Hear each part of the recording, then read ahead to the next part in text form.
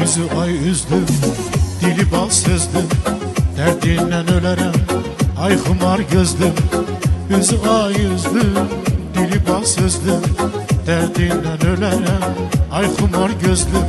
Sen həzin nəğməm, sən sevgi şeirim, hər sözüm mənam, ən dərin fikrim. Sen nazlı yarım, kalbim okşarım, en şirin günahım, bugünüm sabahım. Ölünce varsan benim eşkimde, eşkimde yarsan benim eşkimde. Aziz Allah'ım, güzel Allah'ım, seni yazmış bu deli kalbimde.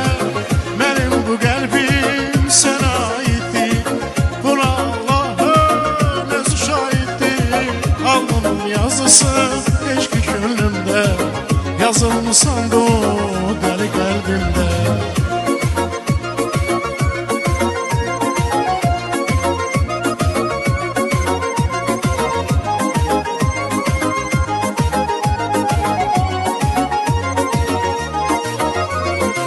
Şirin azımsan, nazlı nazlımsan, hayatta bir ömür mənə lazımsan.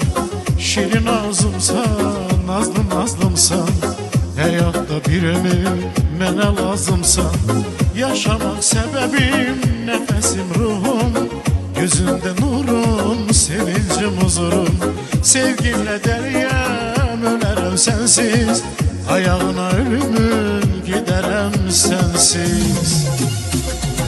Ölünce varsan benim eşkimde, eşkimde yarsan benim eşkimde.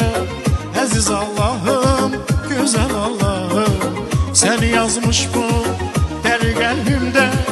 Benim bu kalbim sana aitti, buna Allah'ım özü şahittir. Alnımın yazısı eşki gönlümde, yazılmışsan bu deli kalbimde.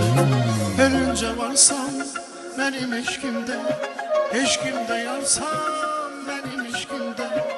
Aziz Allah'ım, güzel Allah'ım, seni yazmış bu deli kalbimde. Benim bu kalbim sana aitti, buna Allah'ım özü şahittir. Alnımın yazısı eşki gönlümde, yazılmışsan bu deli kalbimde. Ölünce varsan benim eşkimde, eşkimde yarsan benim eşkimde. Aziz Allah.